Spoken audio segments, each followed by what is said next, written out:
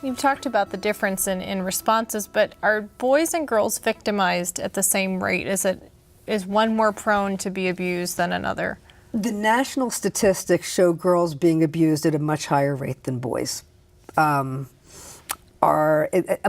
sense, having been at this for 30 years, is that probably is true, but I also really believe that boys are much less likely to report, that we've got more underreporting with male victims, and parents should not take total comfort in the fact that they only have boys and not girls, therefore they're safe.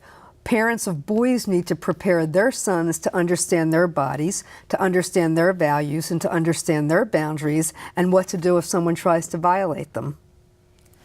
What are the signs you would look for to try to gauge if a child has been abused? That's going to vary across the age spectrum.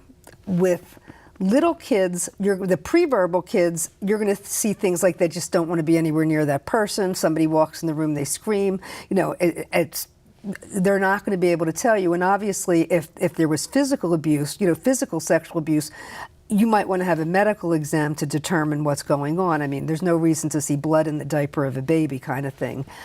We get into the kind of the toddler, the verbal kids, they may try to tell you if they think it's okay, you know, and sometimes when they're real little, they don't know enough to know that they shouldn't tell you.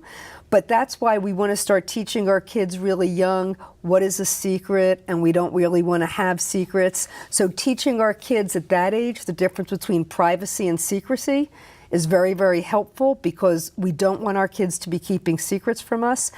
And as they get older, we want to look for more of the emotional signs, the behavioral signs, the sudden change in behavior, the honor student who suddenly starts, you know, failing classes. And any one of those signs alone is not enough, but it certainly should be a cue to us that something's not right with our kid right now.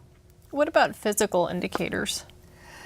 The one physical indicator I encourage people to think about, particularly with older kids, is self-mutilation. That one of the signs of depression, one of the signs that we see in kids that have been victimized is, you know, the cutting or the scratching or the self-mutilation. That is never to be taken lightly, and it could be a sign of a number of different things, but that's clearly something that I've seen when I was in practice and other folks have seen with older kids involved with child sex abuse. If you've got a case where, you know, the abuse has been ongoing, like maybe it started when the kid was 7 or 8 and now she's an adolescent and has no interest in boys, and suddenly her way of dealing with the the other gender is different than everybody else's, that might be a cue. The open communication to be able to talk to kids is really just so important, particularly if they seem frightened. You know, if a kid seems angry, I'm less worried than if a kid seems frightened. It's the frightened child I worry for.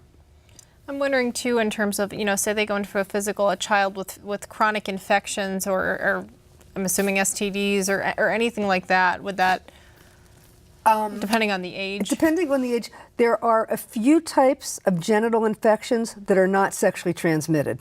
For example, any woman that's taken antibiotics and ended up with a yeast infection knows that happens, and that can happen to a little one too. So just because there's genital irritation doesn't necessarily mean it's sexual, but is a reason to go to a trained pediatrician who's trained in doing genital exams of kids, because not all of them are. Certain types of infections are generally almost always sexually transmitted. There's no reason for a child to have genital herpes. There just isn't. There's no reason for a child to have trichomoniasis. So if there's vaginal or genital irritation, that doesn't 100% mean there was sexual contact, but it is a very good reason to go see a trained pediatrician.